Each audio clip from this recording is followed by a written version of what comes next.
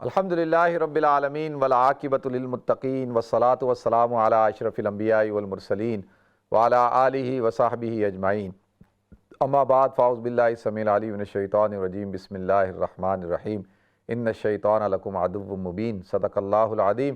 اللہم صلی علی محمد وعلی آل محمد کما صلیت علی ابراہیم وعلی آل ابراہیم انک حمید مجید، اللہم بارک علی محمد وعلی آل محمد کما بارکت علی ابراہیم وعلی آل ابراہیم انک حمید مجید، رب اشرح لی صدری ویسر لی امری واحلل عقدۃ من لسانی یفقہوا قولی۔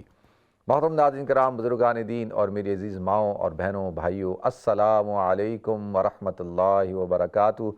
میں آپ کا میزبان عبدالوہاب آپ کو پروگرام میں خوش آمدید کرتا ہوں۔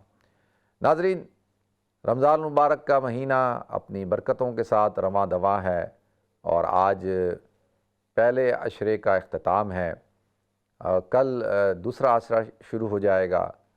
حضور اکرم صلی اللہ علیہ وسلم نے ارشاد فرمایا، اولہ رحمہ، رمضان کا پہلا عشرہ جو ہوتا ہے رحمت کا ہوتا ہے، تو لہذا ابھی 1-2 گھنٹے ہیں مغرب تک میں کہ ہمیں چاہیے کہ ہم زیادہ اس عشرے کی رحمتوں کو سمیٹ لیں، برکتوں کو اپنے دامن میں جو ہے بھر لیں، تو انشاءاللہ اللہ رب العزت کا رحم ہوگا، کرم ہوگا، فضل ہوگا۔ تو لہذا ناظرین، آج آپ حضرات کے سامنے میں چاہ رہا تھا کہ تھوڑا سا اس حوالے سے بیان کروں، جیسے پچھلے پروگراموں میں عرض کیا کہ انسان کی تخلیق اللہ تعالیٰ نے کیسی کی، کن مراحل سے گزر کے انسان اس مقام تک پہنچا، پھر انسان کے اندر اللہ تعالیٰ نے جسم کو رکھا، روح کو اور نفس کو، پھر نفس کی 3 قسمیں بیان کی، اور پھر روزے کا اور انسان کی نفس کا، روح کا کیا اور جسم کا کیا تعلق ہے، اور کس بنیاد پہ کہا جاتا ہے کہ لعلکم تتقون، روزہ رکھنے سے تمہیں تقوی حاصل ہوگا، تو وہ تفصیل کے ساتھ میں نے بیان کیا۔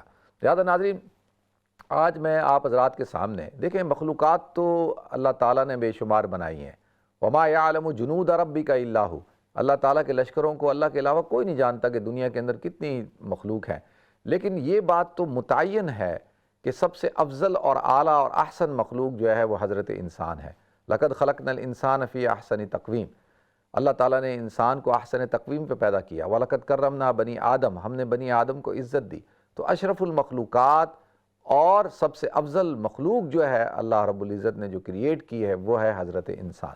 تو لہذا ناظرین، اور انسانوں کے اندر ہی انبیاء کرام کا سلسلہ ہے۔ اللہ تعالیٰ نے تمام کے تمام انبیاء کرام، حضرت آدم علیہ السلام سے لے کر حضور اکرم صلی اللہ علیہ وسلم تک تمام انبیاء اللہ تعالیٰ نے انسانوں کے اندر ہی مبعوث فرمائے۔ تو لہذا اب اس کے بعد ایک اور مخلوق ہے، اس کو کہتے ہیں ناظرین جنات۔ اور جنات کون ہیں اور جن جو ہے وہ کیا مکلف ہیں یا نہیں ہیں؟ قرآن کہتا ہے وما خلقت الجن والانس الا لیعبدون، ہم نے جن اور انس کو پیدا کیا اپنی عبادت کے لیے۔ تو اس سے بات پتہ چلی کہ جنات بھی مکلف ہیں اور اللہ تعالیٰ نے ان کو بھی اپنی عبادت کے لیے پیدا کیا ہے، لیکن انبیاء کا سلسلہ جو ہے وہ انسانوں میں ہوا، جنات میں نہیں ہوا۔ تو لہذا دوسری مخلوق ہو گئی جن، اور انسان کو اللہ تعالیٰ نے پیدا کیا مٹی سے، اور اللہ تعالیٰ نے جن کو پیدا کیا وَخَلَقَ الْجَانَّ مِن مَارِجٍ مِّن نَار، کہ اللہ کہتے ہیں ہم نے جنات کو کس سے؟ بھڑکتی ہوئی جو شعلے زدہ آگ ہوتی ہے اس سے اللہ تعالیٰ فرماتے ہیں ہم نے جنات کو پیدا کیا۔ تو جن جو ہے وہ کس سے پیدا ہوا؟ وہ آگ سے پیدا ہوا۔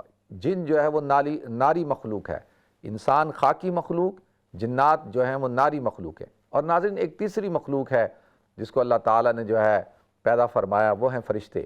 لا یعصون اللہ ما امرہم ویفعلون ما یؤمرون، کہ وہ اللہ تعالیٰ کی نافرمانی نہیں کرتے، کوئی سرکشی نہیں کرتے۔ ویفعلون ما یؤمرون، جو ان کو حکم دیا جاتا ہے وہ کام وہ کرتے ہیں۔ تو لہذا فرشتوں کو اللہ رب العزت نے جو ہے کس سے پیدا کیا؟ نور سے پیدا کیا۔ تو لہذا ناظرین، سب سے پہلے اللہ تعالیٰ نے اپنے نور کو تخلیق کیا، پھر نور سے جو ہے نور کو پیدا کیا، پھر نور سے اللہ تعالیٰ نے فرشتوں کو پیدا کیا، اور اس کی چنگاری سے اور اس کی آواز سے جب شعلہ بلند ہوا تو اللہ تعالیٰ نے اس سے جنات کو پیدا کیا، اور پھر جنات کے بعد جو ہے وہ انسانوں کو پیدا کیا۔ تو پہلے فرشتے پیدا ہوئے، پھر جنات پیدا ہوئے، پھر انسان پیدا ہوئے۔ تو لہذا ناظرین، انسانوں سے پہلے زمین کے اوپر جو ہے جو مخلوق بستی تھی وہ جنات تھے، اور جنات نے جب سرکشی اختیار کر لی تو اللہ تعالیٰ نے فرشتوں کی ایک جماعت کو بھیجا، اور اس میں جو یہ عزازیل ہے یعنی جو شیطان ہے یہ بھی وکان من الجن، کہ یہ جو شیطان تھا یہ بھی جنات میں سے تھا، لیکن اس وقت کے کچھ جنات جو تھے جو فرما بردار تھے، مطیع تھے، اطاعت گزار تھے، یہ ان میں شامل تھا، اور یہ فرشتوں کے ساتھ شامل ہو کر اس نے جنات کی سرگوبی کی، اور ان کو جو سرکش شیاطین تھے، جو جنات تھے، ان کو مارا، قتل کر دیا، بے شمار جو ہے وہ مار دیے گئے، لاکھوں کروڑوں کو جو ہے نکال دیا گیا، اور ویرانوں میں اور صحراؤں میں، جنگلوں میں، اور ایسے ایسے جزیروں کے اندر جو ہے دھکیل دیا گیا۔ تو لہذا ناظرین، یہ سب باتیں میں آپ کے سامنے خلاصتاً بیان کر رہا ہوں، کیونکہ قرآن پاک میں اللہ تعالیٰ نے جب ارشاد فرمایا وَإِذْ قَالَ رَبُّكَ لِلْمَلَائِكَةِ إِنِّي جَاعِلٌ فِي الْأَرْضِ خلیفہ، کہ اللہ نے فرشتوں سے کہا کہ میں زمین پر اپنا نائب بنانے والا ہوں، تو فرشتوں نے کیا کہا؟ قَالُوا أَتَجْعَلُ فِيهَا مَن يُفْسِدُ فِيهَا وَيَسْفِكُ الدِّمَاءَ، کہ آپ ایسی مخلوق پیدا کرنا چاہ رہے ہیں جو خون بہائے گی، جو فساد مچائے گی۔ تو فرشتوں کو کیسے پتا تھا کہ انسان خون بہائے گا، فساد مچائے گا؟ کیونکہ فرشتے قیاس کر رہے تھے انسان کو کس پر؟ جنات پر، کیونکہ اس سے پہلے جنات نے یہ کام کیا تھا، اور کہا کہ اللہ اگر آپ عبادت کے لیے بنانا چاہ رہے ہیں تو نحن نسبح بحمدک ونقدس لک، تو ہم آپ کی تسبیح بیان کرتے ہیں، تقدیس بیان کرتے ہیں۔ تو اللہ نے کیا فرمایا؟ قال انی اعلم ما لا تعلمون، تو اللہ فرماتے ہیں کہ جو میں جانتا ہوں وہ تم نہیں جانتے۔ تو اس سے بات پتہ چلی کہ جنات انسان سے پہلے موجود تھے، اور یہ جو شیطان ہے یہ جنوں میں سے تھا، اور یہ ان کا ایک بڑا ہی معتبر شخص ہوتا تھا، بڑا عالم تھا۔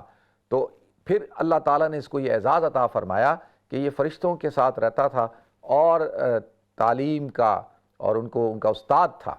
تو جب اللہ تعالیٰ نے حکم دیا کہ وَإِذْ قَالَ رَبُّكَ لِلْمَلَائِكَةِ کے ساتھ پھر فرمایا کہ وَقُلْنَا يَا آدَمُ اسْكُنْ أَنْتَ وَزَوْجُكَ الْجَنَّةَ، کہ جب اللہ تعالیٰ نے آسمان پر جنت میں حضرت آدم علیہ السلام کو پیدا کیا اور کہا وَلَا تَقْرَبَا هَذِهِ الشَّجَرَةَ فَتَكُونَ مِنَ الظَّالِمِينَ، کہ تم نے جو ہے وہ ادھر جنت کے اندر رہنا ہے اور اس درخت سے نہیں کھانا۔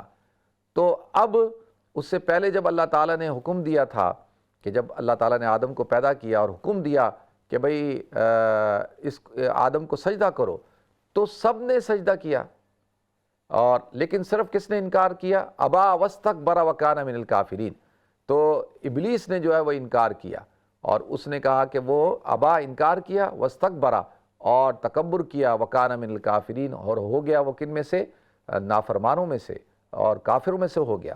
تو لہذا اب جب شیطان کو جو اب اس بات کا اندازہ ہو گیا کہ اس نے اللہ کی نافرمانی کر دی ہے اور اس بنیاد پر وہ راندہ درگاہ ہو گیا ہے، تو اس نے پھر اللہ تعالیٰ سے کہا کہ اللہ اس مخلوق کی وجہ سے میرے ساتھ یہ سلوک کیا گیا ہے، تو آپ جو ہے مجھے مہلت دیں، میں اس کو بہکاؤں گا، اور اس کو جو ہے وہ آگے سے پیچھے سے دائیں سے بائیں سے، اور میں ان کو بہکاؤں گا اور ان کو آزماؤں گا۔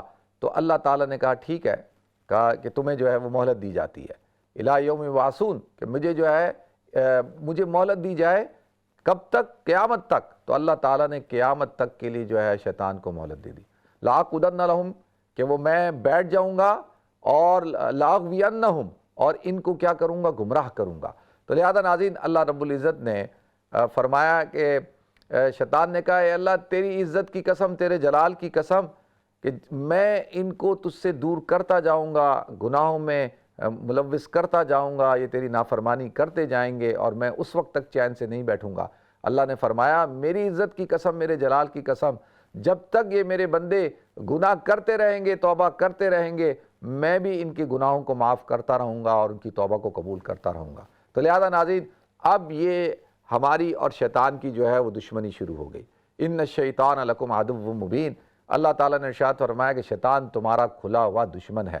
تو لہذا ناظرین، جب رمضان کا مہینہ آتا ہے تو اللہ تعالیٰ جو ہے اذا دخل رمضان فتحت ابواب السماء فتحت ابواب الجنہ فتحت ابواب الرحمہ، آسمانوں کے، جنت کے، رحمت کے دروازوں کو کھول دیتے ہیں، واغلقت ابواب جہنم، اور جہنم کے دروازوں کو بند کر دیتے ہیں، اور وصفدت الشیاطین، اور شیاطین، سرکش شیاطین کو اللہ تعالیٰ جو ہے وہ کیا کرتے ہیں، قید کر دیتے ہیں، تاکہ وہ میری امت کے، حضور فرماتے ہیں کہ میری امت کے روزے داروں کے روزوں کو خراب نہ کریں۔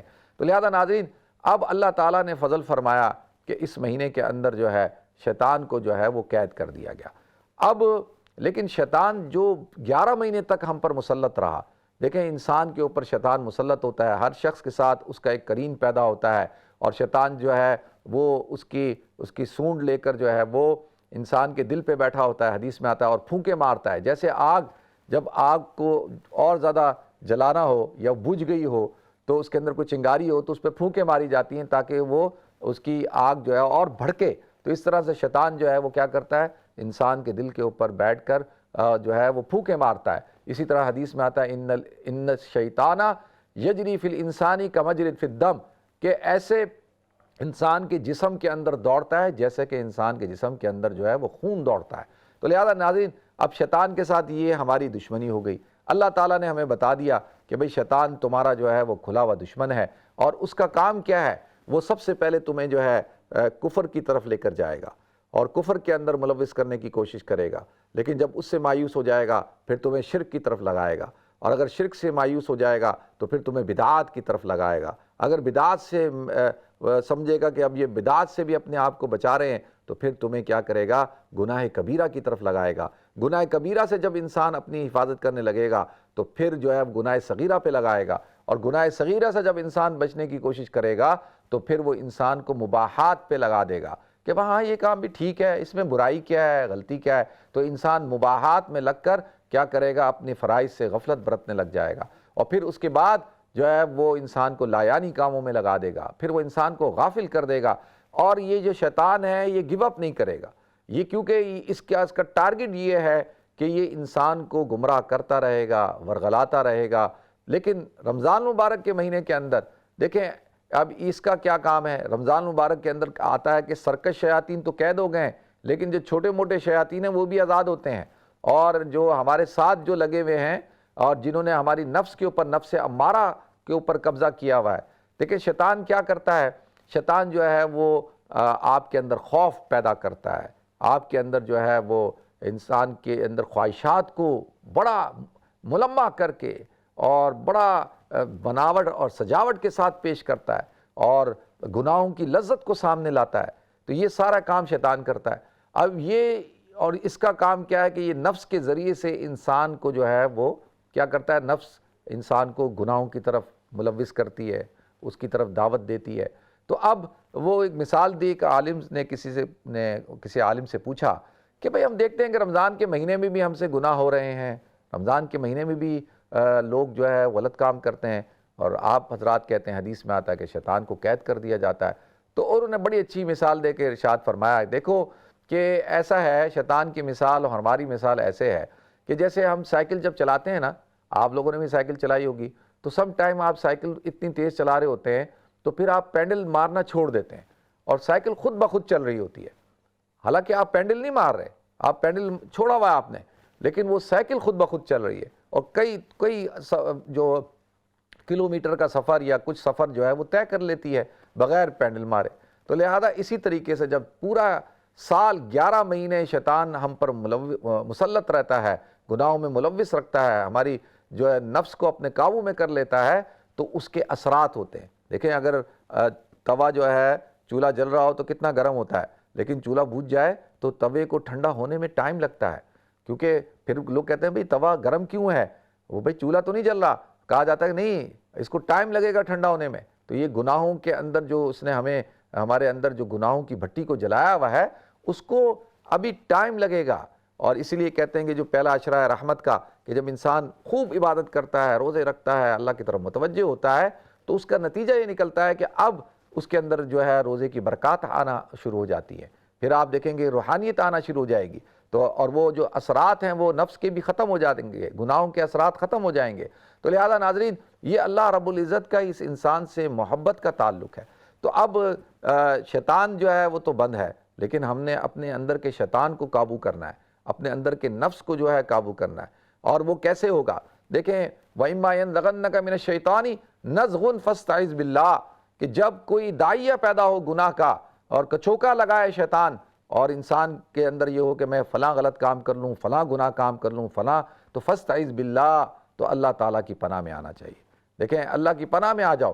اس کی مثال ایک بزرگ نے بڑی اچھی دی، کہا کہ آپ کسی سے ملنے کے لیے جائیں اور اس کے باغ کے باہر آپ اس کو پکاریں، اور اس نے باغ کی حفاظت کے لیے ایک بہت بڑا کتا رکھا ہو، جنگلی کتا، اور وہ آپ کو دیکھ کر بھونکنا شروع کر دے اور وہ آپ پر حملہ کرنا شروع کرے، تو آپ کیا کرتے ہیں؟ آپ جو ہے کیا اس کتے سے مقابلہ کرتے ہیں؟ آپ اس کتے سے مقابلہ کرتے ہیں یا آپ جو ہے کیا کریں گے؟ تو کہا کہ بھئی اگر عقل مند آدمی ہوگا تو وہ کتے سے مقابلہ نہیں کرے گا، کیونکہ اس کتے سے تو مقابلہ نہیں کیا جا سکتا۔ وہ کیا کرے گا؟ اس کے مالک کو آواز دے گا اور اس کے مالک کو کہے گا کہ اپنے کتے کو جو ہے سنبھالو، اور یہ بھونک رہا ہے، میرے پہ حملہ کر رہا ہے۔ تو مالک آئے گا اور اس کتے کو کنٹرول کر لے گا۔ اگر آپ نے اس کتے کے منہ لگے آپ، تو وہ کیا کرے گا؟ آپ کو چیر پھاڑ کے رکھ دے گا اور آپ کا جو حال کرے گا کہ پھر آپ اپنے آپ کو سنبھال نہیں سکیں گے۔ تو کہا اسی طریقے سے شیطان جو ہے وہ کتا ہے کہ اس کے منہ نہیں لگنا، بلکہ کیا، جب بھی وہ آپ پر وسوسوں کا حملہ کرے تو لا حول ولا قوت الا باللہ العلی العظیم، اعوذ باللہ من الشیطان الرجیم، جب آپ یہ پڑھ لیں گے تو کیا ہوگا کہ وہ اللہ تعالیٰ کی پناہ میں آ جائیں گے۔ آپ جو ہے وہ اللہ کا ذکر کریں گے تو شیطان بھاگ جائے گا۔ دیکھیں قرآن پاک میں سورہ والناس کے اندر اللہ تعالیٰ نے قل اعوذ برب الناس ملک الناس الہ الناس من شر الوسواس الخناس، جو من شر الوسواس الخناس جو ہے، یہ جو اللہ نے فرمایا ہے، خناس کس کو کہتے ہیں؟ خناس شیطان کو کہتے ہیں، اور وسواس وسوسے کی جمع ہے۔ اور خناس کیا کہ خناس کہتے ہیں جو بار بار پیچھے جا کر پھر حملہ کرے۔ ایک مطلب یہ ہے کہ پیچھے ہو جائے اور پھر دوبارہ سے حملہ کرے اور فوراً بھاگ جائے۔ اس کے دو مطلب علماء نے بیان کیے۔ ایک مطلب تو یہ ہے کہ الذی یوسوس فی صدور الناس، جب وہ لوگوں کے سینوں کے اندر وسوسہ ڈالتا ہے اور جو ہے وسوسے کے ذریعے سے گمراہ کرنے کی کوشش کرتا ہے، تو اور گمراہ کر کے جیسے ہی ایک انسان کے دل میں وسوسہ آیا اور اس نے لا حول ولا قوت الا باللہ العلی العظیم پڑھا اور اعوذ باللہ من الشیطان الرجیم پڑھی، تو فوراً کیا کرتا ہے؟ بھاگ جاتا ہے، پیچھے ہو جاتا ہے۔ اچھا، پیچھے ہو جاتا ہے، پھر پیچھے ہو کے وہ ہمیشہ بھاگتا نہیں ہے، پھر انتظار میں رہتا ہے، پھر جیسے ہی دیکھتا ہے کہ اب یہ غافل ہوا ہے، دوبارہ سے حملہ کرتا ہے، دوبارہ سے وسوسہ ڈالتا ہے، تو گیو اپ نہیں کرتا، بار بار جو ہے وہ۔ اور پھر اس کا ایک اور مطلب علماء نے یہ بیان کیا کہ یہ کیا ہے کہ یہ کہے گا کہ بھائی یہ خود اس گناہ کے اندر ملوث نہیں ہوتا، آپ کو ملوث کر کے جو ہے بھاگ جاتا ہے، اور کل قیامت کے دن کہے گا کہ بھائی میں نے تو صرف ان کے اندر وسوسہ ڈالا تھا، کیا تو انہوں نے خود ہے، میں نے ہاتھ پکڑ کے تھوڑی کرایا ہے، یا میں نے تھوڑی کرایا، میں نے تو وسوسہ ڈالا، میں نے تو صرف تھوڑا سا ان کے سامنے اس کو خوبصورت بنا کر پیش کیا، خواہشات کو، گناہوں کو، تو یہ خود لگ گئے، اس میں میرا کیا قصور تھا؟ میں تو پیچھے تھا، میں نے ایک تو کام ہاتھ پکڑ کے تو نہیں کرایا۔ تو اسی لیے کہتے ہیں کہ اس کا جو حملہ ہوتا ہے یہ بڑا خطرناک ہوتا ہے۔ ناظرین، الذی یوسوس فی صدور الناس، قرآن میں دوسری جگہ اللہ نے ارشاد فرمایا فوسوس الیہ الشیطان، کہ شیطان جو ہے وسوسے ڈالتا ہے۔ اور وسوسہ کیا ہوتا ہے؟ دیکھیں، وسوسہ یہ ہوتا ہے کہ دل کے اندر پھونکے مارنا، دل کے اندر جو ہے وہ برائی کو پیدا کرنا، گناہ کے دائیں کو پیدا کرنا، یہ ساری چیزیں کیا کرتا ہے؟ وسوسے کے ذریعے سے انسان کے اوپر حملہ کرتا ہے۔ فَأَزَلَّهُمَ الشَّيْطَانُ، کہ جیسے حضرت آدم علیہ السلام کو کیا کہا کہ قسمیں کھا کے کہا وَقَاسَمَهُمَا إِنِّي لَكُمَا مِنَ النَّاصِحِينَ، کہ میں تو آپ کا خیر خواہ ہوں، میں تو یہ چاہتا ہوں کہ آپ جنت کے اندر رہیں اور آپ کھائیں، کچھ نہیں ہوگا، آپ ہمیشہ رہیں گے، تو لیکن میں تو آپ کا خیر خواہ ہوں۔ تو یہ شیطان بھی کیا کرتا ہے؟ اسی طریقے سے وسوسے ڈالتا ہے۔ تو لہذا ناظرین، اللہ تعالیٰ نے جو ہے وہ ہمیں شیطان مردود کے بارے میں بتایا کہ یہ تمہارا کھلا ہوا دشمن ہے، یہ وہ دشمن ہے کہ ان کید الشیطان کان ضعیفا، لیکن دشمن بہت بڑا ہے اور تمہارے سامنے ہے، لیکن کیا کہ بظاہر دشمن ایک نظر آتا ہے نا، دیکھیں ایک دشمن آپ کو نظر آتا ہے، اس سے بچنا آسان ہوتا ہے۔ آپ کا ایک اینمی ہے جو فرنٹ پہ ہے، آپ کے سامنے آ کے آپ سے مقابلہ کر رہا ہے، تو وہ اس دشمن یہ دشمن پھر بہتر ہے اس دشمن سے جو پیچھے سے وار کرتا ہے، جو چھپ کر حملہ کرتا ہے، جو دوست بن کر اور جو خیرخواہ بن کر جو ہے وہ آپ کی جڑیں کاٹتا ہے، تو یہ دشمن جو ہے زیادہ خطرناک ہے۔ شیطان جو ہے تو دشمن، کھلا ہوا دشمن ہے، اللہ نے وضاحت کے ساتھ بیان کر دیا، لیکن ہے چھپا ہوا، یہ سامنے نہیں آتا، یہ بڑا ہوشیار ہے اور اس کے پاس کئی طریقے ہیں، بڑے بڑے نورانی طریقے ہیں لوگوں کو گمراہ کرنے کے۔ اس کے پاس ایسے ایسے طریقے ہیں کہ تاجروں کے پاس تاجروں والے طریقے ان کو گمراہ کرنے کے، عالموں کے پاس علماء والے یعنی علمی طریقے ہیں گمراہ کرنے کے، اسی طریقے سے جہلاء کے پاس جہل والے، اور ہر شخص کے پاس اس کے مطابق جو ہے اس کے پاس جو ہے کیا ہے، وسوسہ ہے، اور ایک طریقہ ہے اور ایک ایسا راستہ ہے جس راستے سے وہ لوگوں کو گمراہ کرتا ہے۔ تو لہذا ہم سب کو چاہیے کہ ہم جو ہے وہ کیا کریں، اللہ رب العزت کی حفاظت میں رہیں، اور رمضان کا مہینہ اللہ نے ہمیں اس لیے دیا تاکہ ہم اس کے اندر عبادت کریں، اپنی نفس کو، نفس امارہ کو اس لیول پہ لے کے جائیں جہاں پہ نفس مطمئنہ ہو جائے، اور صرف نفس مطمئنہ وہ جس کی فطرت کے اندر کیا ہے، فطرت کے اندر ہی جو ہے اطاعت ہوتی ہے اور وہ فرما برداری ہوتی ہے، اس کو بے چینی ہو جاتی ہے گناہ سے۔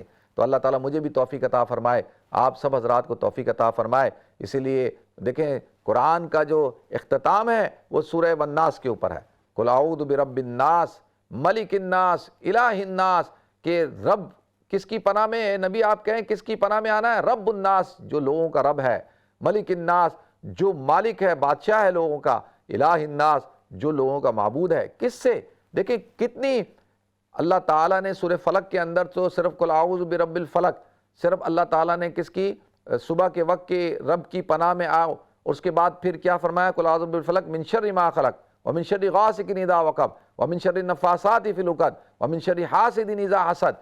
دیکھیں کتنی چیزوں سے پناہ مانگی، یعنی کہا کہ ان چیزوں سے، اور صرف ایک کیا؟ رب الفلق، کیونکہ وہ دنیاوی، یہ جو حاسد ہے یہ آپ کو دنیاوی طور پہ نقصان پہنچائے گا نا، قل اعوذ بالفلق من شر ما خلق، اور جو مخلوق ہے، یہ جو مخلوق ہے وہ دنیاوی طور پر آپ کو نقصان پہنچا سکتی ہے، اور جو ہے جادوگر آپ کو دنیاوی طور پہ نقصان پہنچا سکتا ہے۔ تو لیکن یہ نقصان تو دنیاوی ہوگا، اتنا بڑا کوئی نقصان نہیں، موت کے ساتھ جو ہے، آخرت کے ساتھ یہ ساری چیزیں ختم ہو جائیں گی، دنیا کی ساری تکلیفیں، ساری پریشانیاں، دنیا کے سارے مسائل موت کے ساتھ ختم ہو جائیں گے۔ آپ کتنے ہی بڑے امیر آدمی ہیں، بڑا ہی عہدہ ہے، بادشاہ ہیں آپ، جو ہے آپ کے پاس بڑی سلطنت ہے، لیکن موت کے ساتھ سب ختم۔ آپ کتنے ہی مالدار ہیں، موت کے ساتھ سب کچھ ختم۔ آپ کتنے ہی غریب ہیں، فقیر ہیں اور فاقہ زدہ ہیں، مفلس ہیں، بیمار ہیں، جس حالت میں بھی ہیں، قسمہ پرسی میں ہیں، موت کے ساتھ سب کچھ ختم۔ لیکن اگر اخروی طور پر معاملہ خراب ہو گیا، آخرت کے اندر کوئی گڑبڑ ہو گئی، آخرت ٹھیک نہیں ہوئی، تو ناظرین پھر وہ تو ہمیشہ ہمیشہ کی ہے، وہ پھر وقتی نہیں ہے، وہ پھر کیا؟ والآخرۃ خیر وابقیٰ، آخرت تو بہتر بھی ہے اور ہمیشہ ہمیشہ کی ہے۔ تو اسی لیے اللہ تعالیٰ نے قل اعوذ برب الناس میں کہا، رب الناس کی پناہ میں آتا ہوں۔ کیا حضور کو کہا کہ آپ کہہ دیجئے قل اعوذ برب الناس ملک الناس الہ الناس، پھر اس کے بعد کہا من شر الوسواس الخناس الذی یوسوس فی صدور الناس من الجنۃ والناس۔ اب دیکھیں یہاں پر اللہ تعالیٰ نے آخر میں کیا بات کی؟ کہا کہ لوگ جو وسوسہ ڈالتے ہیں، جو گمراہ کرتے ہیں، ان میں جنات ہیں، اور جنات جیسے میں نے عرض کیا کہ شیاطین، اور ان کا کام یہی ہے۔ اللہ تعالیٰ نے دنیا کے اندر اللہ نے ایک نظام بنایا کہ جنات جو ہے وہ چھپے ہوئے ہیں اور وہ دنیا کے اندر ظاہر نہیں ہو سکتے۔ آخرت میں جو ہے ہمیں دنیا میں جنات نظر نہیں آتے، لیکن آخرت کے اندر جنات کو ہم نظر نہیں آئیں گے، ہمیں جنات نظر آئیں گے۔ تو لہذا جن کہتے ہی اس کو ہیں جو چیز چھپی ہوئی ہو، جنت کو بھی جنت اس لیے کہا جاتا ہے۔ تو لہذا اب کیا ہوتا ہے کہ کچھ لوگ ہیں جو شیاطین کے نقش قدم پر چل کے اسی کے چیلے بن جاتے ہیں، اور اسی طرح سے جنات ہیں۔ آتا ہے کہ شیطان جو ہے سب سے زیادہ خوش کس بات سے ہوتا ہے؟ وہ کہتے ہیں جب اپنا پانی کے اوپر اپنا عرش لگاتا ہے، تخت لگاتا ہے، اس پر بیٹھتا ہے اور اس سے ان سب سے پوچھتا ہے، ہاں بتاؤ آج تم نے کیا کام کیا، آج تم نے کیا کس کو گمراہ کیا؟ تو ایک چھوٹا سا بچومڑا جن آتا ہے، وہ بولتا ہے کہ جی میں نے جو ہے وہ میاں بیوی میں لڑائی کروا دی۔ تو وہ جنہوں نے شراب پہ لگایا، زنا پہ لگایا، سود پہ لگایا، قتل کروایا، وہ ساروں کو کہتا اچھا ٹھیک ہے تم نے کام کیا، اچھا کام کیا۔ لیکن وہ کہتا اچھا، اس کو کہتا ہاں میرے پاس آ کے بیٹھ کہ تو نے جو ہے وہ کمال کام کیا، کہ تو نے جو ہے میاں بیوی کے درمیان کیا کرایا، تو نے جو ہے ان کے درمیان فساد کروایا، لڑائی کروا دی۔ اب دیکھیں میاں بیوی کی لڑائی سے سب سے زیادہ خوش ہوتا ہے، کیوں؟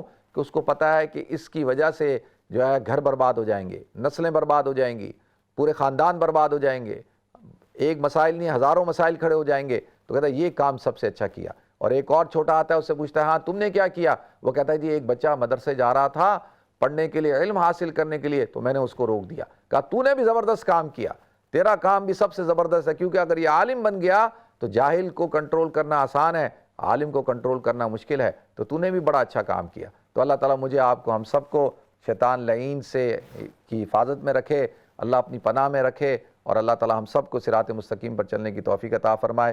وآخر دعوانا ان الحمدللہ رب العالمین۔ ناظرین ہمیں بریک کی طرف جانا ہے، انشاءاللہ بریک کے بعد حاضر ہوں گے۔ السلام علیکم ورحمۃ اللہ وبرکاتہ۔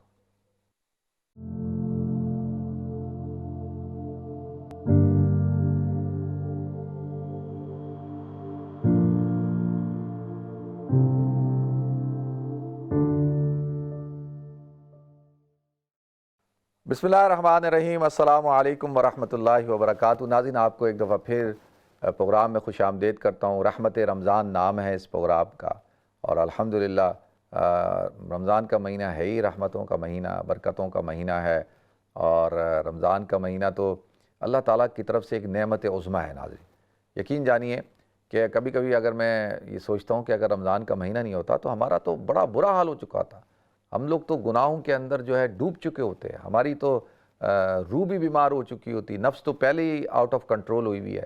تو اللہ تعالیٰ نے کتنا کرم فرمایا، اللہ تعالیٰ نے اس امت پہ احسان فرمایا۔ کہتے ہیں رمضان کا مہینہ جو ہے اس امت کے اوپر اللہ رب العزت کا احسان عظیم ہے، جو قرآن میں ہے وَلِتُكْمِلُوا الْعِدَّةَ وَلِتُكَبِّرُوا اللَّهَ عَلَىٰ مَا هَدَاكُمْ وَلَعَلَّكُمْ تَشْكُرُونَ، کہ جب یہ آیتیں اللہ تعالیٰ نے بیان کی رمضان کی، اور رمضان کی فرضیت کی، روزے کی فرضیت کی، تو اینڈ میں کیا ارشاد فرمایا؟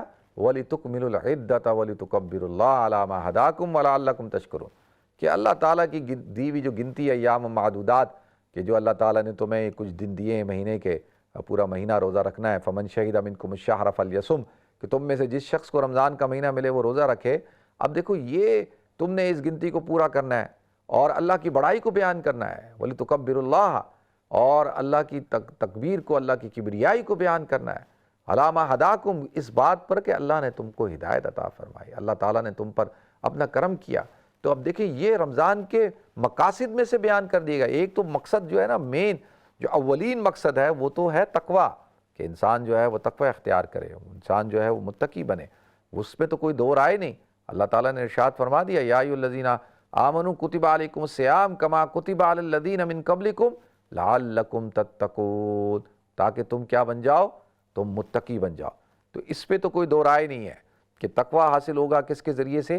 رمضان کے روزے کے ذریعے سے، کیونکہ حضور اکرم صلی اللہ علیہ وسلم نے ارشاد فرمایا یا معاشر الشباب من استطاع منکم الباء فلیتزوج، کہ نوجوانوں کی جماعت تم میں سے جو اس بات کی استطاعت رکھتا ہے نکاح کرنے کی، تو اس کو چاہیے کہ وہ نکاح کرے، فإنہ احسن للفرج وابغض للبصر، کیونکہ نکاح سے انسان کی نگاہ میں شرم و حیا آتی ہے، اس کی نگاہ نیچی ہوتی ہے، اور اس کی شرمگاہ کی حفاظت ہوتی ہے، یعنی کیا کہ وہ اپنے آپ کو زنا سے بچا لیتا ہے۔ چاہے اس میں یا معاشر الشباب میں ہمارے لڑکے اور لڑکیاں دونوں آتے ہیں، نوجوان لڑکے نوجوان لڑکیاں، ان کو چاہیے کہ وہ نکاح کریں، نکاح کے بغیر جنسی تعلق قائم نہ کریں، دوستیاں نہ کریں، اگر کسی سے دوستی ہے تو وہ نکاح کے ذریعے سے ہونی چاہیے، نکاح کے بغیر جو ہے شریعت نے اس بات کو حرام قرار دیا ہے۔ تو کیا فرمایا؟ فائدہ کیا بیان کیا؟ کہ اس کے ذریعے سے نگاہ نیچی ہوگی، نگاہ میں حیا آئے گی، اور شرمگاہ کی حفاظت ہوگی، انسان زنا سے بچے گا۔ فَإِنَّهُ أَحْسَنُ لِلْفَرَجِ وَأَبْغَضُ لِلْبَصَرِ، اور پھر اگر وَمَن لَّمْ يَسْتَطِعْ، اگر کوئی نکاح کرنے کی کوئی صلاحیت نہیں رکھتا، یعنی اب اس کا نکاح نہیں ہو رہا اور اس کے اندر استطاعت نہیں کہ اس کا نکاح چاہتا بھی ہے نکاح کرے تو نکاح نہیں ہو رہا، تو وہ کیا کرے؟ فَعَلَيْكُمْ بِالصَّوْمِ، تو اس کو چاہیے کہ وہ روزہ رکھے، کیونکہ فَإِنَّ لَهُ وِجَاءَ، کہ روزے کے اندر کیا ہے کہ وہ تمہاری خواہشات کو، جو تمہاری جنسی خواہشات ہیں اور نفسانی خواہشات ہیں، ان کو توڑ دیتا ہے۔ دیکھیں انسان کا جسم جو ہے، جب حضور نے فرمایا نا کہ غلام اس وقت سرکش ہوتا ہے، زنا کرتا ہے جس وقت اس کا پیٹ بھرا ہوا ہوتا ہے، اور جس وقت پیٹ خالی ہو تو کیا کرتا ہے؟ چوری کرتا ہے۔ تو پیٹ بھرا ہوا آدمی بہت خطرناک ہوتا ہے، اور حد سے زیادہ پیٹ میں ڈالنے والا آدمی، اوور ایٹنگ کرنے والا آدمی، بسیار خوری کہتے ہیں نا اردو زبان میں، اور انگلش میں کہتے ہیں اوور ایٹنگ. یہ جو اوور ایٹنگ ہے، بسیار خوری، یہ تمام کے تمام روحانی اور جسمانی امراض کی جڑ ہے. جڑ آج دنیا کے اندر جتنی بیماریاں آپ کو نظر آ رہی ہیں، یہ جو بلڈ پریشر ہے، شوگر ہے، ہارٹ ڈیزیز ہیں، کولیسٹرول ہے، یہ جو کینسر ہے، اور جو ڈیزیز ہیں، یہ ساری کی ساری جو ہے ان کی جو بنیاد ہے وہ کیا ہے؟ اوور ویٹ ہونا، وزن کا زیادہ ہونا. اور وزن کے زیادہ ہونے کے اندر کیا ہے کہ ایکسیس آف فوڈ، شوگر کا استعمال زیادہ کریں آپ، سالٹ کا، اور جو فیٹی چیزوں کا، اور بے وقت کھانا، اور جو ہے کوئی ترتیب نہیں ہو کھانے کی، اور زیادہ کھانا. جب انسان زیادہ کھاتا ہے تو اس کا نتیجہ یہ نکلتا ہے کہ اس کی جو روح ہے وہ مغلوب ہونا شروع ہو جاتی ہے. اور جب انسان کے جسم کے اندر پھر کیا ہوتا ہے؟ خواہشات جنم لیتی ہیں. آپ جب اور کھانا، میں تو حلال کھانے کی بات کر رہا ہوں کہ بھئی حلال کھانے کا یہ نقصانات ہیں. اور اگر ساتھ ساتھ حرام بھی کھانا شروع کر دے اور حرام بھی کھائے تو کیا ہوگا؟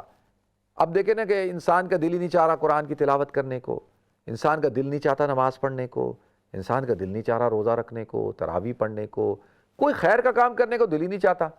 بھئی کیوں نہیں چاہ رہا دل؟ کیا وجہ ہے کیوں نہیں چاہ رہا؟ وہ اس لیے نہیں چاہ رہا کہ آپ بیمار ہو چکے ہیں روحانی طور پہ. ہم بیمار ہو چکے ہیں روحانی طور پر. جب انسان بیمار ہو جاتا ہے، دیکھیں جب انسان کا جسم بیمار ہو جاتا ہے تو اس کو چلنے پھرنے، بس وہ چاہتا ہے کہ کہیں بستر دکھاؤ، بستر پہ پڑا رہے گا، کوئی کام کاج نہیں کرے گا، اور کسی قسم کی اس کے اندر انرجی نہیں ہوتی ہے. آپ اس کے سامنے خوراک رکھ دیں، پھل فروٹ رکھیں، وہ کہے گا نہیں مجھے مزہ نہیں آ رہا، میرا دل نہیں چاہ رہا، وہ کھائے گا نہیں. آپ اس کو کہیں گے نہیں یہ بڑی طاقتور کھانا ہے کھاؤ، وہ کہے گا نہیں میرا دل نہیں چاہ رہا. اور زبردستی آپ اس کو کھلائیں گے. پھر کیا ہوگا کہ اس کو ڈرپ کے ذریعے سے جو ہے وہ ملٹی وٹامنز اس کے جسم کے اندر ڈالیں گے تاکہ یہ سروائیو کرے. یہ اس کا جسم جو ہے وہ کمزوری ہو گیا ہے، اس کے اندر طاقت آئے. تو اب دیکھیں جسم، اسی طریقے سے روح، جب روح بیمار ہو جاتی ہے ناظرین، جب روح کے اندر جو ہے فساد آ جاتا ہے تو پھر اس کو عبادات کرنے کو دل نہیں چاہتا، وہ خیر کی طرف نہیں جاتی. پھر اس کو آپ دیکھیں کتنے لوگ ہیں ساری دنیا پھریں گے، امریکہ جائیں گے، ادھر جائیں گے، ادھر جائیں گے. جب آپ ان سے کہو کہ یار آپ نے حج کیا، کہیں گے نہیں ابھی بلاوا نہیں آیا. اچھا جی، امریکہ کا بلاوا آیا تھا آپ کے پاس؟ آپ کے پاس امریکہ کا بلاوا تو آتا ہے، پاکستان سے بلاوا تو آتا ہے، آپ کے پاس پوری دنیا کا بلاوا تو آتا ہے، لیکن مکہ مدینہ کا بلاوا نہیں آ رہا. تو یہ کیا بات ہوئی؟ اس لیے کہ بھائی کی طبیعت جو ہے وہ بیمار ہے، خراب ہے روحانی طور پہ بھی. مسجد کے اندر دل ہی نہیں لگتا. مسجد کے اندر جو ہے وہ کہتے ہیں نا کہ مسجد کے اندر جاتے ہیں اور جو ہے مسجد میں فوراً بھاگتے ہیں، مسجد کے اندر دل نہیں لگ رہا. بھائی کیوں لگے گا؟ اس لیے کہ بھائی وہ تو آدمی تو بیمار ہے. جب آدمی بیمار ہوگا تو اس کا کہاں دل لگے گا مسجد کے اندر؟ اس کا کہاں دل لگے گا عبادت کے اندر؟ اس کا کہاں دل لگے گا نماز کے اندر؟ اس کا کہاں دل لگے گا تلاوت کے اندر، قرآن پاک کو پڑھنے کے اندر؟ اس کا تو دل نہیں لگے گا کیونکہ وہ تو بیمار ہو چکا. تو اس بیماری کو، روحانی بیماری کو ختم کرنے کے لیے یہ روزے کو جو ہے وہ اللہ تعالیٰ نے مشروع کیا. یہ جو رمضان کا روزہ ہے، اس کا جو پورا اگر آپ کانسیپٹ سمجھیں نا، اس کی جو پوری تھیوری ہے، پورا فلسفہ ہے، وہ یہی ہے کہ انسان کے جسم کو جو ہے کنٹرول میں رہا جائے، اور اس کو بھوکا پیاسا رکھا جائے، اور اس کو تھکایا جائے، تاکہ جو ہے دیکھیں اس کی مثال ایسے ہے جیسا کہ ایک گھوڑا ہو، بڑا اعلیٰ نسل کا گھوڑا ہو، اور وہ اپنے اوپر ہے اور بڑا طاقتور ہو، بڑا مضبوط گھوڑا ہو. اب اس گھوڑے کے اوپر اگر آپ کمزور جیکی کو بٹھا دیں گے نا، گھڑ سوار کمزور، تو وہ گھوڑا اپنی پیٹھ پہ اس کو بیٹھنے نہیں دے گا، فوراً پھینک دے گا، اٹھا کے گرا دے گا. وہ اس کو اپنے اوپر برداشت ہی نہیں کرے گا. سواری تو دور کی بات، وہ تو بیٹھنے نہیں دے گا. تو اس کو کنٹرول کرنا، قابو کرنا تو دور کی بات ہے. لیکن اب کیا ہے؟ اب اسی طریقے سے انسان کی روح اور جسم ہے. اب جسم بہت مضبوط ہو گیا، اب روح کمزور ہو گئی. تو اب کیا ہے کہ وہ گھوڑا اتنا مضبوط ہے کہ جیکی کو برداشت ہی نہیں کر رہا. تو اب اس گھوڑے کو کیا جائے؟ اس کو بھوکا رکھا جائے، اس کو پیاسا رکھا جائے. کہتے ہیں کہ جو سرکش گھوڑا ہوتا ہے، جو حضرات گھوڑوں کو پالتے تھے، اب تو لیٹسٹ ٹیکنالوجی آ گئی، جدید طریقے آ گئے، لیکن جو گاؤں دیہاتوں کے اندر گھوڑے کو ٹریننگ دی جاتی تھی نا، سرکش گھوڑے کو، بتکے ہوئے گھوڑے کو جب ٹرین کیا جاتا تھا، اس کو قابو کیا جاتا تھا، تو اس کو قبرستان کے اندر جو ہے وہ باندھ دیا جاتا تھا۔ آتا ہے نا احادیث میں کہ جنات اور انسان کے علاوہ تمام مخلوق کو عذاب قبر نظر آتا ہے، تو وہ جب اس کو قبرستان میں باندھا جاتا تھا نا، تو وہ جب عذاب قبر دیکھتا تھا، سنتا تھا، تو اس کے ہوش ٹھکانے آ جاتے تھے، اور اس کو بھوکا رکھا جاتا تھا، اور جب بھوکا رکھا جاتا تھا تو اب پھر اس کے بعد اس کو بھگایا جاتا تھا، خوب سرکل کے اندر بھگا رہے ہیں اس کو تھکا رہے ہیں، اور ساتھ ساتھ کوڑے بھی مار رہے ہیں۔ تو کیا ہو رہا ہے کہ اب اس کو سدھارا جا رہا ہے، اب جا کے جو ہے وہ سدھرے گا، اور پھر جو ہے وہ اپنے اوپر سواری کو سوار کرنے کی اجازت دے گا۔ تو لہذا ناظرین، ہمارا بھی یہی حال ہے کہ ہمارا جو نفس ہے، ہماری جو روح ہے، جو سرکش ہو چکی ہے، ہمارا نفس جو ہے وہ بگڑا ہوا ہے، اس کو کنٹرول کرنے کے لیے جو ہے اب کیا کیا جائے گا، جسم بگڑا ہوا ہے، اس کو بھوکا رکھا جائے گا، اس کو پیاسا رکھا جائے گا۔ تراویح کے اندر 20 رکعت تراویح پڑھائی جائے گی، جیسے 20 رکعتیں ہیں نا دن کی، 2 رکعت فجر کی، 4 رکعت ظہر کی، 4 رکعت عصر کی، 3 رکعت مغرب کی، 4 رکعت عشاء کی، 3 رکعت وتر، یہ ٹوٹل 20 رکعتیں بنتی ہیں۔ تو دن کے اندر جتنی یہ 5 وقت کی نمازوں کی تعداد، رکعتوں کی تعداد کتنی ہو گئی؟ 20 رکعتیں۔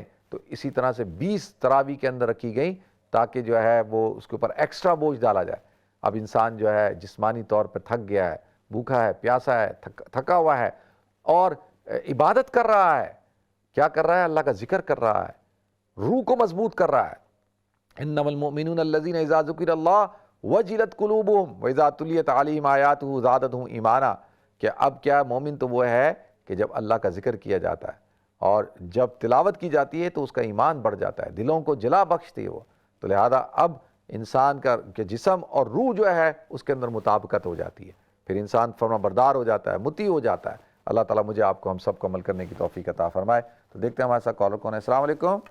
وعلیکم السلام۔ میرا نام رضوان ہے، اور مجھے ایپلیپسی کا پرابلم ہے، تو میں کیا روزے رکھ سکتا ہوں؟ میں نے فیو روزے تو رکھے ہیں جہاں تک میری کیپیسٹی وہاں تک، لیکن میڈیکل طور پہ کل مجھے تکلیف ہوئی تھی، تو پھر میں نے آج روزہ نہیں رکھا، تو اب مجھے کیا کرنا چاہیے؟ اچھا رضوان، ایسا ہے کہ جیسے آپ نے ڈاکٹر سے مشورہ کیا ہوا ہے؟ ڈاکٹر تو منع ہی کرتا ہے کہ بالکل روزے نہیں رکھنے کر کے، اچھا، لیکن میں دلی طور سے چاہتا ہوں کہ میں روزے رکھوں اور نہیں تلاوت کروں ساری، لیکن پھر بھی میں کوشش کرتا ہوں جتنے میں مجھ سے ہوتے ہیں ویسے، اور میں حدیث بھی پوری کر چکا ہوں، میں کمپلیٹ کر چکا ہوں میں، اور ساتھ میں درود شریف بھی میرا چالو ہی رہتا ہے، یعنی زبان پہ ہی ہوتا ہے درود شریف۔ تو اب کرنا کیا ہے مجھے؟ کیونکہ مجھے دل سے خواہش ہو رہی ہے کہ میں روزے رکھوں۔ چلیں ٹھیک ہے، میں عرض کرتا ہوں۔ ٹھیک ہے، بہت شکریہ رضوان آپ کو کہ کال کرنے کا، اور اللہ تعالیٰ آپ کو صحت عطا فرمائے، صحت کاملہ دائمہ عاجلہ مستمرہ عطا فرمائے۔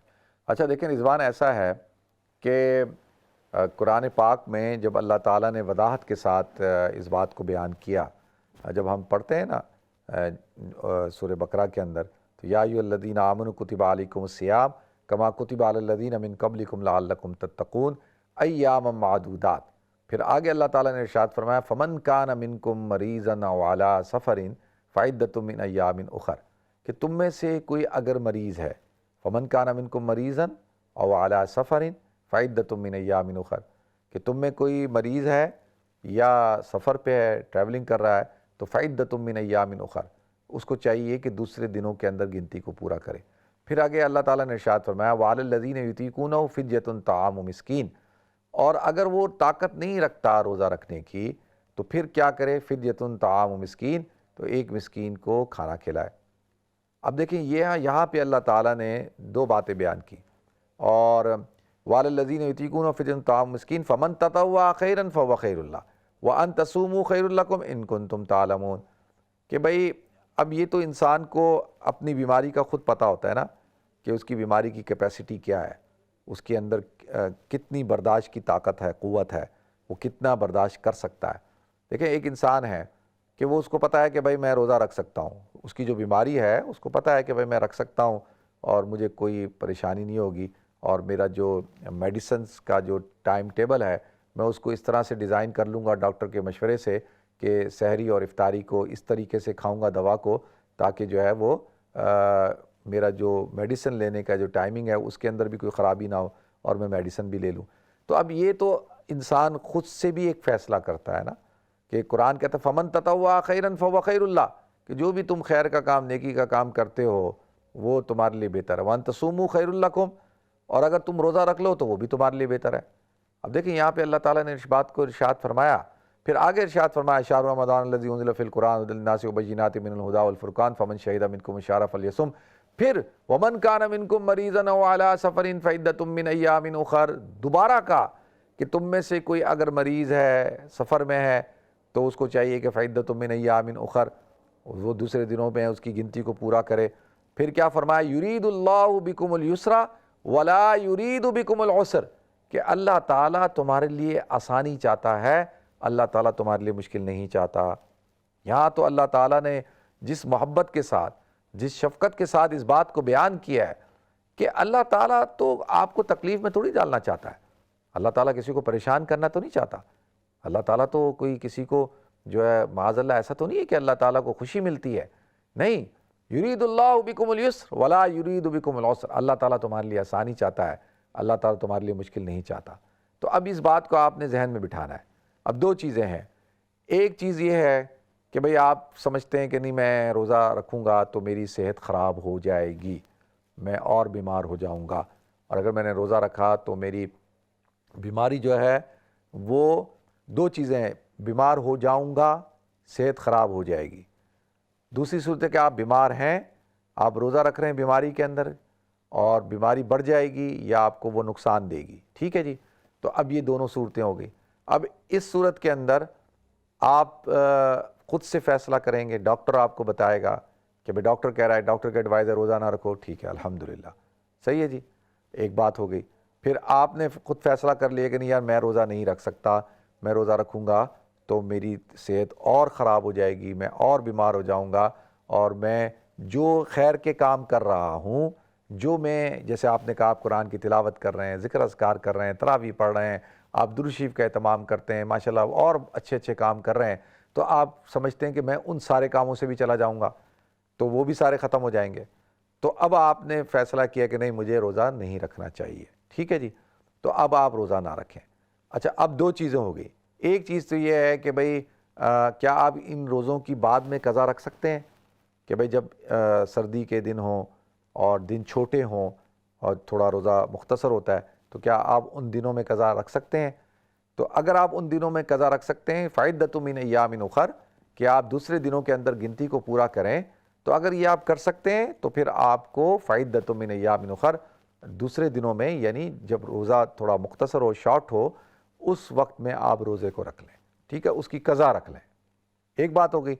آپ سمجھتے نہیں آپ روزہ رکھ ہی نہیں سکتے، چاہے وہ روزہ مختصر کیوں نہ ہو، سردیوں کو کیوں نہ ہو، تو پھر کیا ہے ففدیۃ طعام مسکین وعلی الذین یطیقونہ فدیۃ طعام مسکین، تو اب طاقت نہیں رکھتے آپ روزہ رکھنے کی، تو اب آپ ایک مسکین کو 2 وقت کا کھانا کھلا دیں، یہ آپ کا فدیہ ہوگا، کس کا؟ روزے کا۔ دیکھیں نا، یہ آپ نے کیا کیا، فدیہ ادا کر دیا، تو گویا کہ اب آپ جو ہے باقی ساری عبادات آپ کرتے رہیں، اور کوشش کریں کہ بھئی احترام رمضان بھی ہونا چاہیے، اور ساتھ ساتھ جو ہے رمضان کا کو رسپیکٹ بھی کرنا ہے نا۔ اس کا مطلب یہ نہیں ہے کہ بھئی ایک آدمی کہے کہ جی میرا روزہ نہیں ہے تو وہ ڈس رسپیکٹ کرے، اور کھلم کھلا کھا رہا ہے اور جو ہے سب کے سامنے کھا رہا ہے باقاعدہ، جو ہے وہ ایسا نہیں ہونا چاہیے، تو یہ بات مناسب نہیں ہے۔ یہ بات میں کئی دفعہ عرض کر چکا ہوں کہ وہ حضرات جو حضرات روزہ نہیں رکھتے تو ان سے میری گزارش یہ ہے کہ بھئی وہ رمضان کا احترام کریں، احترام رمضان بہت ضروری ہے، رسپیکٹ، رمضان کی رسپیکٹ کرنا، بلکہ دیکھیں اسلام کے تمام احکام کی رسپیکٹ کرنی چاہیے نا۔ تو آپ کھلم کھلا روزے کی بے احترامی کر رہے ہیں، آپ بازاروں میں کھا رہے ہیں پی رہے ہیں، اور جو ہے گھر میں سب کے سامنے کھا رہے ہیں پی رہے ہیں، روزے داروں کے سامنے کھا رہے ہیں پی رہے ہیں، تو ایسا نہیں کرنا چاہیے، ٹھیک ہے جی۔ نیکسٹ کال لیتے ہیں۔ السلام علیکم۔ السلام علیکم مولانا صاحب۔ وعلیکم السلام۔ میں روزے رکھ رہی ہوں اور میں نے فدیہ بھی دے دیا تھا پہلے مجھے پتہ نہیں چل رہا تھا کہ میں روک سکتی ہوں کہ نہیں رکھتی، لیکن میں نے اللہ تعالیٰ سے دعا کر کے اور ہمت کر کے روزہ رکھنا شروع کیا اور میں ٹھیک ہوں، روزہ رکھ رہی ہوں۔ تو اس کا مجھے کیا کہتے ہیں فدیے کا وہ مجھے روزہ رکھنے میں، رمضان کے روزے رکھنے میں فرض کا ثواب ملے گا کہ نفل کا؟ نہیں مطلب یعنی آپ نے فدیہ دے دیا ہوا ہے؟ دے دیا تھا پہلے میں نے نا، 2 ہفتے پہلے، رمضان شروع ہونے سے 2 ہفتے پہلے دے دیا تھا، پھر میں نے ڈیسائیڈ کیا کہ میں رکھ لوں، پھر میں نے ایک رکھ کے دیکھا تو میں ٹھیک تھی، اور ابھی الحمدللہ رکھ رہی ہوں، ابھی بھی نا، ابھی بھی ٹھیک ہوں۔ لیکن پہلے میں کافی بیمار تھی، لیکن اللہ تعالیٰ نے مجھے صحت تندرستی دیا تو میں نے کہا میں رکھ کے دیکھتی ہوں کیسے فیل کرتی ہوں۔ چلیں ٹھیک ہے، چلیں میری بہن، کوئی اور سوال ہے آپ کا؟ نہیں بس یہی تھا۔ چلیں اللہ تعالیٰ آپ کو صحت کے ساتھ رکھے جی، اور اللہ آپ کو اپنی برکت عطا فرمائے جی۔ بہت شکریہ آپ کی کال کا، جزاکم اللہ۔ اچھا دیکھیں، میری بہن نے سوال پوچھا ہے کہ وہ ان کی طبیعت خراب تھی اور انہوں نے فدیہ دے دیا، اور فدیہ دے دیے، پھر ان کو ہوا کہ نہیں، وہ شاید جیسے میں نے عرض کیا نا کہ بھئی روزہ رکھنا چاہیے اگر رکھ سکتے ہوں تو فمن تطوع خیرا فهو خیر اللہ وان تصوموا خیر لکم ان کنتم تعلمون، کہ اگر تم روزہ رکھ سکتے ہو تو یہ تمہارے لیے بہتر ہے۔ تو اب انہوں نے ایک روزہ رکھ کے دیکھا تو صحت ٹھیک رہی، روزہ رکھ لیا انہوں نے، پھر انہوں نے روزے رکھنے شروع کر دیے۔ تو آیا اب یہ روزے ان کے فرض کاؤنٹ ہوں گے یا نفل کاؤنٹ ہوں گے، یا وہ جو انہوں نے فدیہ دیا تھا وہ فدیہ پہلے دیا تھا تو کیا اس کا کیا مطلب ہے؟ یعنی اچھا دیکھیں، پہلی بات تو میں یہ عرض کر دوں میں آپ سے کہ جو رمضان کے روزے رکھنا فرض ہیں، ٹھیک ہے، رمضان کے روزوں کے علاوہ کوئی اور روزہ نہیں ہو سکتا۔ آپ جو ہے وہ نفل کی نیت کر لیں یا قضا کی نیت کر لیں، نظر کی کر لیں، نہیں، کیونکہ یہ فرض روزے ہیں، ان مہینوں میں فرض روزے ہی ہوں گے، ٹھیک ہے۔ ایک بات تو ہو گئی۔ پہلی بات یہ ہے کہ آپ نے جو فدیہ دیا تھا نا، کہ بھئی آپ نے یہ سوچا تھا کہ آپ روزے نہیں رکھ سکیں گی، تو آپ نے ایڈوانس میں فدیہ دے دیا، تو اب آپ نے دیکھا کہ نہیں آپ روزے رکھ سکتی ہیں، تو آپ نے روزے رکھنا شروع کر دیے۔ تو جو فدیہ تھا وہ فدیہ آپ کا، اب وہ تو آپ نے غریب کو دے دیا نا، اس کو کھانا کھلا دیا، وہ آپ کا صدقہ کاؤنٹ ہو جائے گا، وہ اس کا اجر اللہ آپ کو عطا فرمائیں گے، وہ آپ کا صدقہ ہو جائے گا۔ اور یہ جو روزے ہیں نا، یہ آپ کے نفل نہیں ہوں گے، یہ فرض روزے ہوں گے، اور آپ کو ان کو رکھنا ہوگا، تو بالکل آپ ان کو رکھیں گی۔ ایسا نہیں ہے کہ جی آپ ان کو کہیں کہ جی اب یہ میرے لیے نفل ہو گیا میں چھوڑ دوں کیونکہ میں نے فدیہ دے دیا، ایسا نہیں ہے۔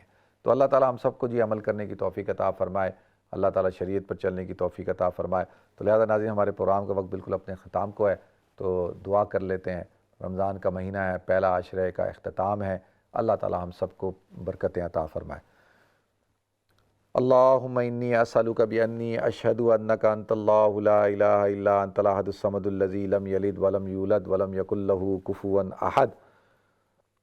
یا ربی لک الحمد کما ینبغی لجلال وجہک وعظیم سلطانک، سبحان اللہ رب العرش العظیم، الحمد للہ رب العالمین۔ اللہم انا نسألک موجبات رحمتک وعزائم مغفرتک والغنیمۃ من کل بر والسلامۃ من کل اسم، لا تدع لنا ذنبا الا غفرتا ولا ہما الا فرجتا ولا دین الا قضیتا ولا حاجۃ ہی لک رضا الا قضیتها وادیتها یا ارحم الراحمین یا ارحم الراحمین۔ الف لام میم اللہ لا الہ الا هو الحی القیوم وعنت الوجوہ للحی القیوم لا الہ الا انت سبحانک انی کنت من الظالمین۔ اللہم انا نعوذ بک من عذاب جہنم ونعوذ بک من عذاب القبر ونعوذ بک من فتنة المسیح الدجال ونعوذ بک من فتنة المحیا والممات۔ اللہم انا نعوذ بک من المعصم والمغرم۔ اللہم انت ربی لا الہ الا انت علیک توکلت وانت رب العرش الکریم، ما شاء اللہ کان وما لم یشاء لم یکن ولا حول ولا قوة الا باللہ العلی العظیم۔ واعلم ان اللہ علی کل شیء قدیر وان اللہ قد احاط بكل شیء علما۔ اللہم انی اعوذ بک من شر نفسی ومن شر کل دابۃ انت آخذ بناصیتها ان ربی علی صراط مستقیم۔ یا الہ العالمین، یا رب العالمین، یا حی یا قیوم، یا اللہ یا رحمان، یا اللہ تو ہم سب کے صغیرہ کبیرہ گناہوں کو معاف فرما۔ یا اللہ تمام خطاؤں سے درگزر فرما، یا اللہ تو رحم کا، کرم کا، فضل کا معاملہ فرما۔ یا اللہ ہم بڑے گناہ گار ہیں، خطا کار ہیں، سیاکار ہیں، یا اللہ تیری رحمت کے طلبگار ہیں۔ یا الہ العالمین ہم سب کے روزوں کی عبادت کو، تراویح کی عبادت کو، قرآن پاک کی تلاوت کو قبولیت عطا فرما۔ اللہم تقبل منا صیامنا وقیامنا ورکوعنا وسجودنا واجعلنا من اتقاء شہر رمضان۔ یا اللہ ہمارے صیام کو، قیام کو، رکوع کو، سجود کو، تلاوت قرآن پاک کو، ذکر اذکار کو قبول فرما، اور یا اللہ تو ہم سب کو رمضان المبارک کے اندر مغفرت کا پروانہ عطا فرما، ہم میں سے کسی کو شقی اور محروم نہ فرما۔ اللہم لا تجعل احدا منا شقیا ولا محروما، یا اللہ ہم میں سے کسی کو شقی اور محروم نہ فرما۔ یا اللہ ہم بڑے گناہ گار، خطا کار، سیاکار ہیں، یا اللہ تیری رحمت کے طلبگار ہیں۔ یا اللہ تو ہم سب پر اپنے خصوصی کرم کا معاملہ فرما، یا اللہ تو ہم سب پر اپنے فضل کا معاملہ فرما۔ یا الہ العالمین عالم اسلام کی حفاظت فرما، مسلمانوں کی حفاظت فرما، بلاد اسلامیہ کی حفاظت فرما، حرمین شریفین کی حفاظت فرما، مسجد اقصیٰ کی حفاظت فرما۔ یا الہ العالمین اتحاد اتفاق پیدا فرما۔ یا اللہ سب سے بڑے کرم کا وقت، یا اللہ ہماری موت کا وقت ہوگا، اس وقت کے اندر خصوصی کرم کا معاملہ فرما۔ مرتے وقت کلمہ طیبہ لا الہ الا اللہ محمد الرسول اللہ پڑھنے کی توفیق عطا فرما، خاتمہ بالخیر عطا فرما۔ ربنا تقبل منا انک انت السمیع العلیم وتب علینا انک انت التواب الرحیم، وصلی اللہ تعالی علی خیر خلق سیدنا مولانا محمد وعلی آلہ وصحبہ اجمعین، آمین برحمتک یا ارحم الراحمین۔ ناظرین انشاءاللہ کل آپ سے ملاقات ہوگی، اپنا خیال رکھیے گا، اپنی دعا مجھے یاد رکھیے گا۔ السلام علیکم ورحمۃ اللہ وبرکاتہ۔